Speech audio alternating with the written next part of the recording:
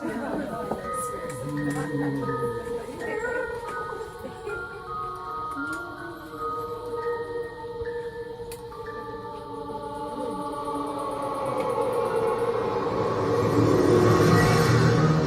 at you innocent creatures, with no idea what's coming next.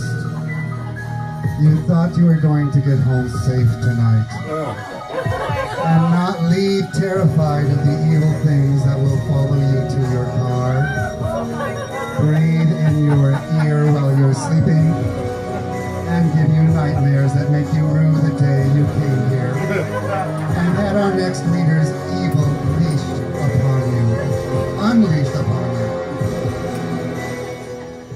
Armando de Munoz has been working in the horror film genre for decades and is known for notorious short shockers like The Killer Crapper, Pervula, and The Terrible Old Tram. In late 2015, he released his first novel titled Hoarder.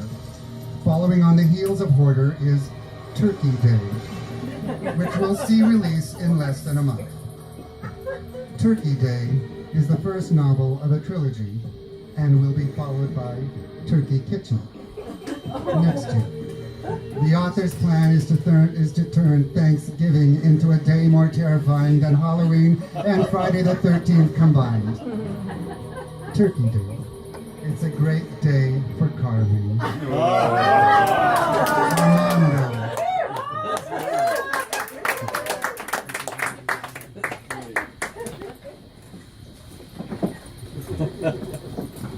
Thank you. I'm going to set this over here and introduce a friend of mine.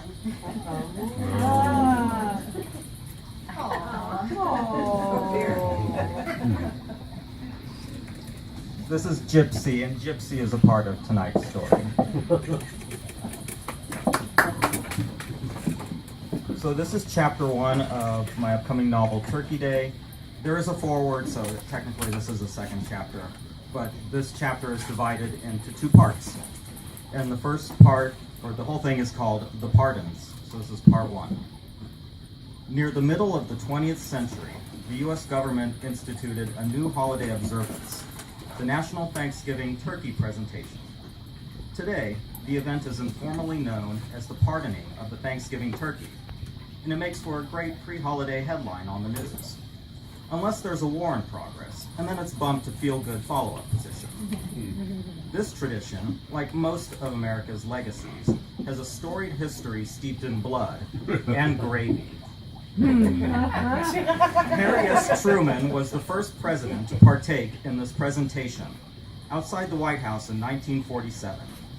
Reports that this was the first turkey pardoning are erroneous. Truman admitted to eating the turkeys he received from the Poultry and Egg National Board.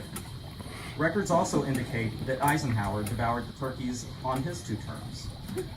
Kennedy, however, did not. Kennedy spared a turkey due to its enormous size, but it was not an official presidential pardon. This big bird ended up outliving the president. 4 days later, Kennedy was dead. The first American president to offer an official turkey pardon was Ronald Reagan in 1987. This pardon was not born of compassion.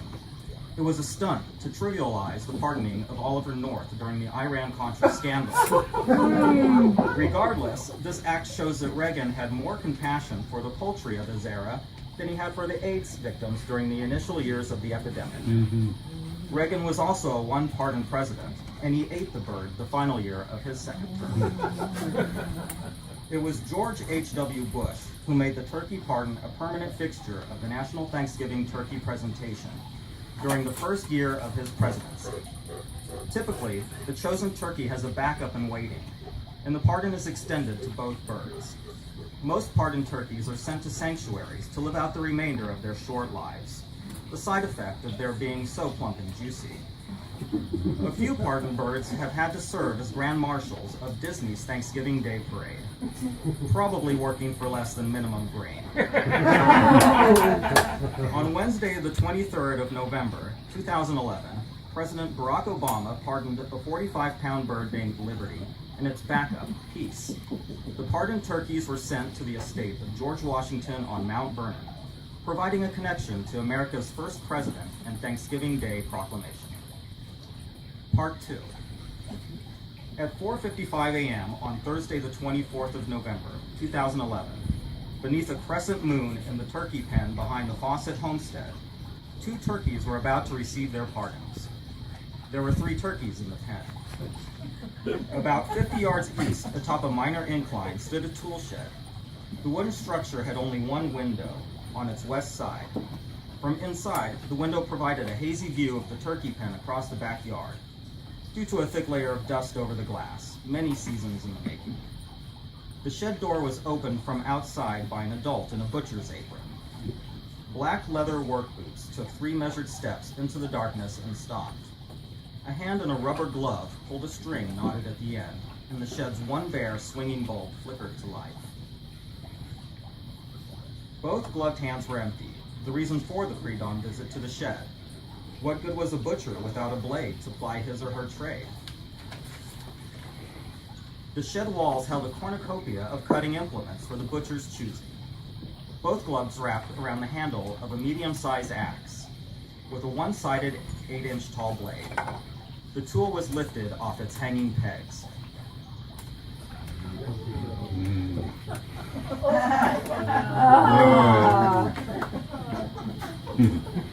The sharp edge was chipped and pockets of rust speckled the side.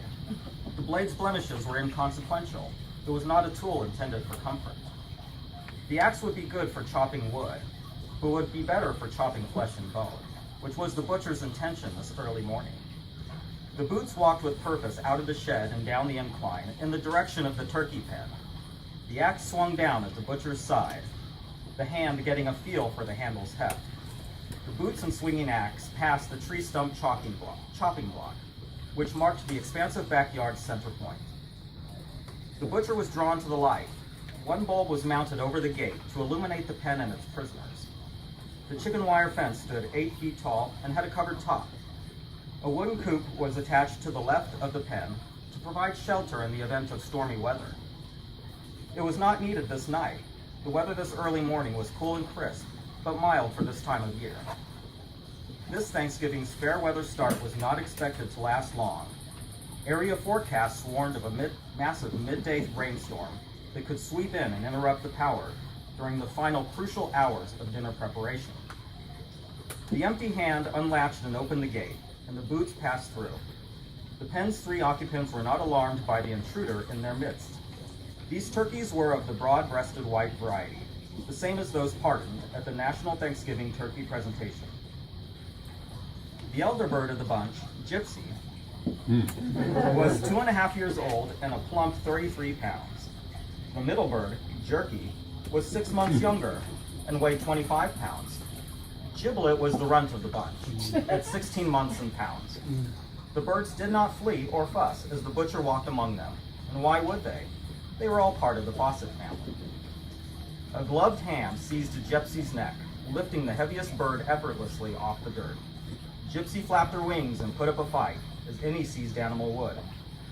Jerky and Giblet went to a gobbling frenzy as the butcher carried Gypsy away. The gate was slammed and shaken to make sure the latch was securely engaged. While there were no flashbulbs or fanfare, Jerky and Giblet had received their pardons. Gypsy did not live to see the dawn, but the turkey did see the chopping block just before her neck was stretched across it. The descending axe hit its mark.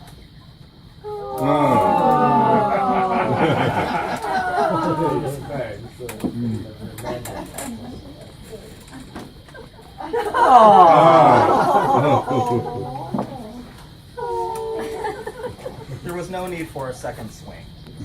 It was not yet light out, but Turkey Day was already off to a blood-spurting start.